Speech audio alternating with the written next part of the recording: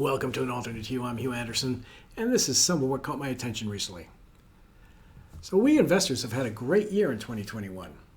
The broad market is up well over 20%. As a matter of fact, as of today, it's up almost 24%. But believe it or not, the average stock is down 28% from the highs. This is known as bad breath, not easily curable with Listerine.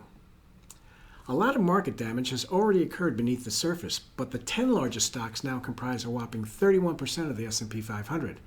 And what this means is that the S&P 500 is increasingly behaving like the biggest stocks and less like the average stock. But having more exposure to the largest stocks benefits the index when they outperform, like they have in 2020, but they can also negatively affect returns if they begin to underperform. Now, of course, betting against today's winners has not been smart, but history shows that today's top names probably won't be the leaders a decade from now and almost certainly won't be in 20 years. If you compare today's largest stocks with the biggest companies in '91, there is not one name that's still on that list. So in summary, the largest stocks are currently commanding an unprecedented weight of the major index, thus dominating how the index trades. So as a result, this index is an increasingly poor reflection of the average stock in the US, and so the quote on your phone should be taken with a grain of salt as being indicative of just how well the market's doing, because it may not be. But also be aware that institutional investors maintain portfolios with both stocks and bonds in them and are required to rebalance periodically.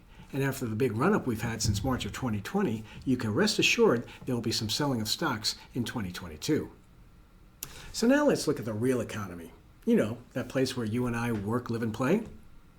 It appears more than 60% of holiday spending was done earlier than normal and made September and October retail sales look better than expected, but hurt November numbers according to Rosenberg Research. What many people are missing with the continued bad COVID news is that 35 million families are about to see their child tax credits fall by the wayside. They received their last check last week. And 43 million Americans who have seen their student loans deferred will have to start paying them again at the end of January. So the real economy is facing headwinds that are gaining strength for the new year, and the financial markets may not have such an easy go of it as we've seen recently. But now let's look at the brighter side of life. According to Entrepreneur en Español, scientists from several universities in Japan came together to develop a vaccine, that bad word, against senescent cells, also known as zombie cells. These cells are responsible for the development of at least 20 diseases and contribute to aging. These cells are complicated because they are not dead cells, they just stop duplicating, so the body doesn't know how to get rid of them. Kind of like the relative who overstays their welcome. The real problem lies in the fact that these cells are badly damaged, so cannot repair tissues or carry out the necessary functions they were designed to do.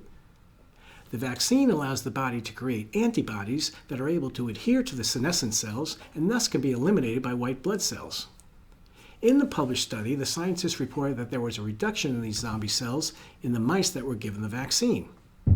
By injecting older mice, the researchers saw that the process of the body weakening over the years was slowed. But my question is, now that vaccines have become an issue, should this vaccine come to market for we humans, who's going to get it? So that's it for this week. Don't forget to look for us on social media and tell a friend. And I'm wishing you all a wonderful holiday season and a healthy and prosperous new year. There are going to be opportunities abundant in 2022. I'm Hugh Anderson, and this has been an Alternate Hue.